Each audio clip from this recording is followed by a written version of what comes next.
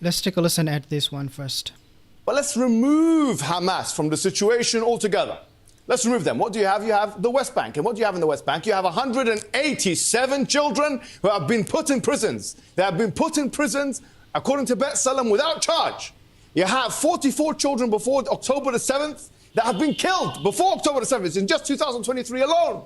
So if you remove Hamas from the equation, what you have the West Bank. You remove dominance from the equation, you have the West Bank, and what do you have?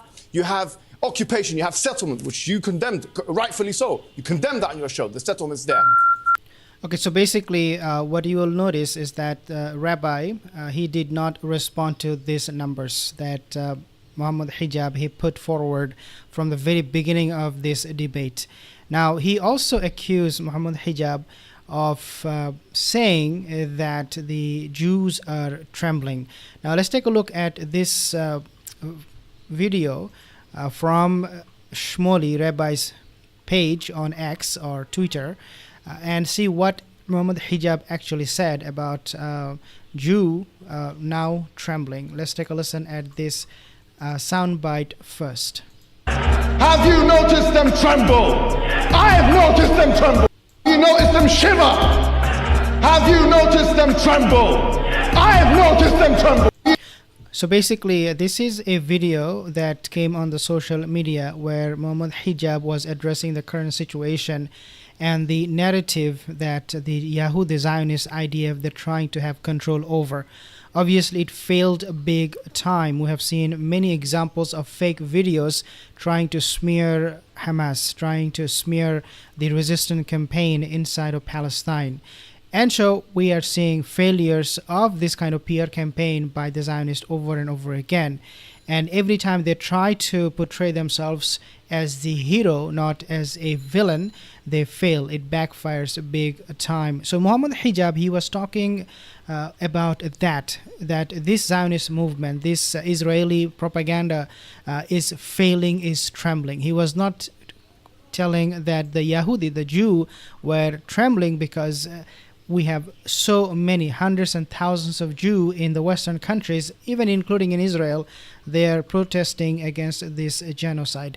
Now, another thing that he mentioned, this rabbi, and he actually asked this question to Mohammed Hijab, do you know the definition of genocide? What do you know about this particular word? So I want to share with you a few things about that.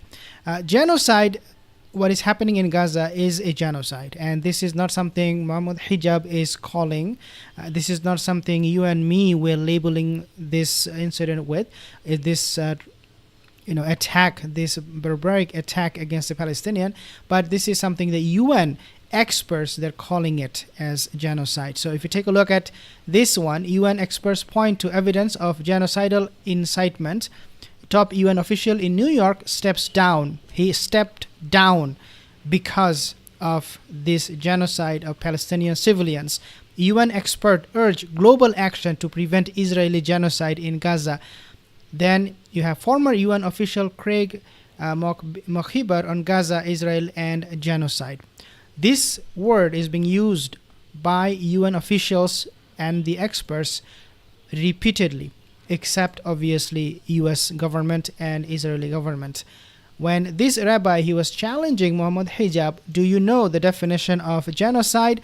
I think this guy really need to calm down and study what genocide is and understand what is going on in Palestine is not just a genocide, it is beyond that. Let's take a listen. All right, we've had a minute each. Okay, we've got a passionate start. Mohammed, let me ask you about Hamas. I want to first, before you do that, I want to commend you, Piers, honestly, because bringing me on for the second time, I have to commend you. And the fact the ones who kill babies like this are not terrorists. So Mohammed Hijab did a very good job, and I mentioned this last video, and I said, guys, Mohammed Hijab should be bringing maps and pictures, those killing of the innocent children and civilians in Gaza. He did not do that in the first debate, and I said that was not a good idea. He should have brought those pictures. In this one, and you can see a different situation altogether, where he is presenting the evidences and what is happening on the ground with pictures. So that's a very good thing. You see babies like this, the ones who kill babies like this are not terrorists. It's horrific. So the people who kill babies like this are not terrorists. Well, let me respond. Yes. Let me respond. I believe Israel has a right to defend itself. Okay. I agree that they need to get rid of Hamas. Who are terror groups. In this way? Well, here's the quandary for me morally, right? Why is that a quandary, though? I'll tell you why. With Hamas, it's not a quandary, I'll but with tell you Israel, why. it's a quandary. Because in war, when you declare war, as Britain did with the Nazis... 100-to-1 ratio. No, 100 of course, to 1. There are combatant to non-combatant ratio. A far higher number of children in Gaza, proportionate to population, than almost anywhere in the world. Piers. One thing that we have to be very, very careful about is the word war. This was used not really in a befitting way. The word war is between two countries fighting with each other. What is happening in Palestine, in Gaza, East Jerusalem, and West Bank is not a war. It's an oppression. It's an occupation of the Zionist forces.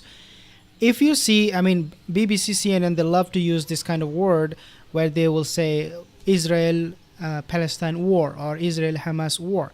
There is actually not any war going on at the moment. If the Arab nations would have joined hand in hand with the people of Palestine and they attacked Israel, then you can call it a war. The first thing you will notice, this is why it is important for Zionists to label this as a war.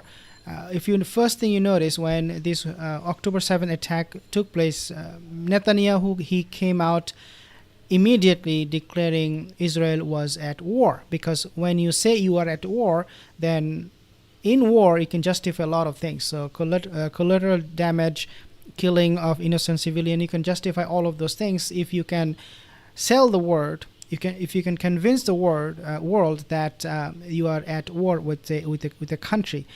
So Netanyahu, the first time he came on media after the attack, he said we are at war. And exactly same thing Piers Morgan is trying to sell here, which is that Hamas must be eliminated if you want to stop this war.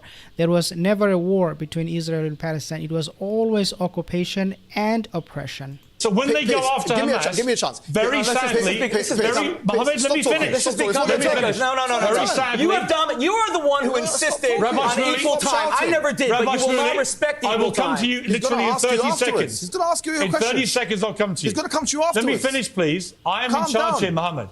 So my final point on this is, unfortunately, in war, civilians get killed. 100-to-1 ratio. 100-to-1 ratio. Yes. 100-to-1 ratio. Yes, they get killed. No, not 100-to-1 ratio. It's not unacceptable. So as you can notice, Piers Morgan is now acknowledging that, yeah, they do get killed because this is a war. Again, this is not a war.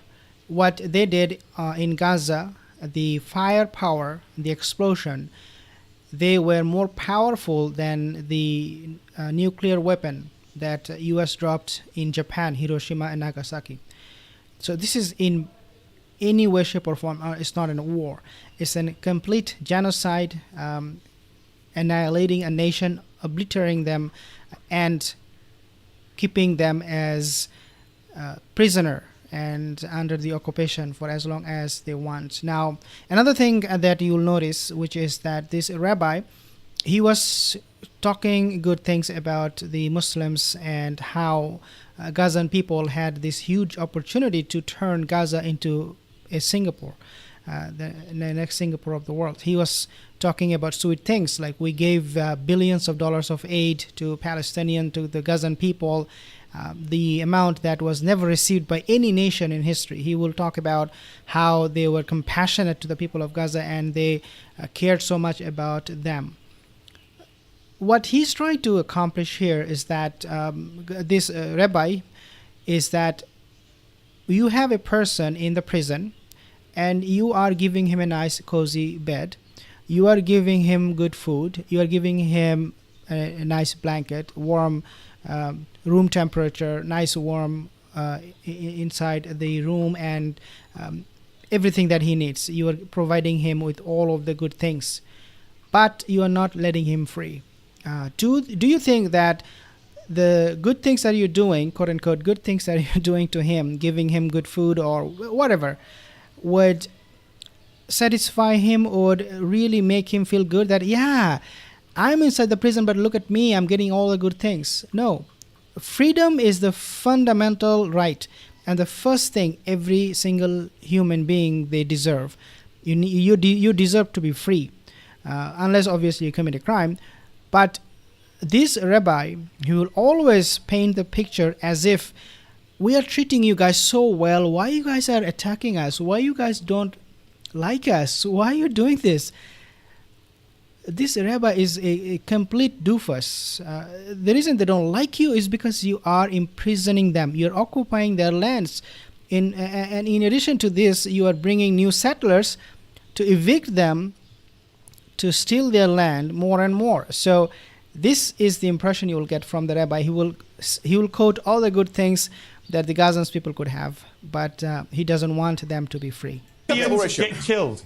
Piers, Rabbi Shmuley, in you come. You know, Piers, can I say respectfully, and I mean this as no insult, I'm amazed that you're intimidated by this man. I feel, well, with all due respect, if I can speak, if I wouldn't bring him back if I was intimidated. If I can speak. And he raises a very valid question, by the way. No, he does not, because I have, before he did this debate, he went on X on Twitter and said, I'm only doing it if there's equal time. And then he has violated. No, okay, again. The Arabs want to see Hamas. Don't intimidate me. Don't bully me. Let me ask don't intimidate me. I'm not afraid of you. I've got to be able to ask questions. It's a debate. Let's come back. Let me ask you one specific question which he raised, which I don't think actually is your belief. I don't think you have defended what Hamas did on October the 7th. Yeah, I haven't. I think you share our... Are they evil? Unless I'm wrong. Are they evil? Are they evil? Are they evil? Are they evil? Rabbi Shmuley, you're now doing what you accused him of doing. Stop speaking. Let me ask you, what is your view of Hamas post-October 7th? I think that they, just like anybody else, have to be examined, have to look at all the... What's your opinion about them? Yeah, I think that... here's my opinion. Okay, so here is my thing. Piers Morgan, he is very, very biased. We all know that. What he was trying to do here is that he was pushing Mohammed Hijab and all the pro-Palestinians who came to his show to agree to condemn Hamas and call Hamas terrorist organization. It was all about Hamas. Do you condemn them? They don't have the right to exist, and they blah, blah, blah, blah, blah. But not even for one single second he condemned IDF. And if you take a look at the genocide, this is something we can all agree that this is a genocide. You see that there is no condemnation from Piers Morgan, people like BBC, CNN, of IDF calling them out, telling them why you guys are committing just genocide. You guys are worse than ISIS. And every time I said to you guys, they use the word Hamas, they also equally use on the same footing ISIS. They say Hamas equals ISIS.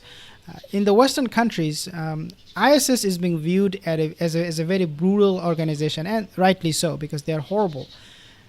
But the moment they convince you that Hamas means ISIS and it is in your brain, that means everything IDF will do will be justified, because ISIS is so evil.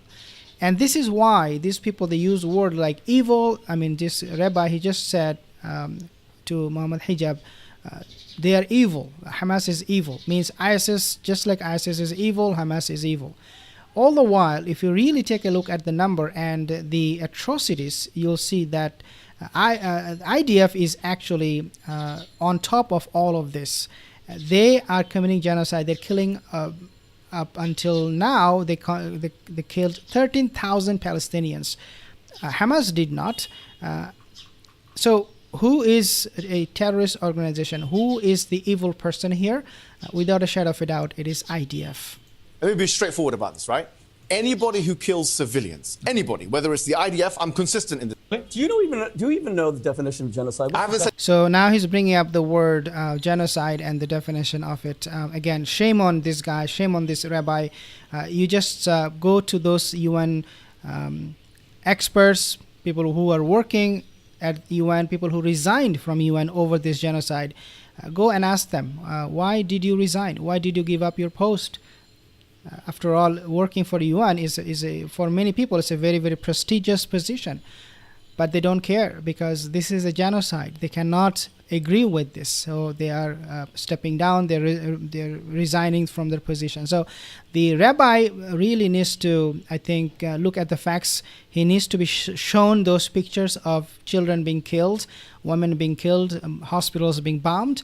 Maybe perhaps then he will understand that this is what genocide looks like. He doesn't want to see the pictures. This is why he doesn't know what Israel is doing. And Mohammed Hijab should have brought, I would say, more pictures to show the rabbi what Israel is doing is absolutely a genocide.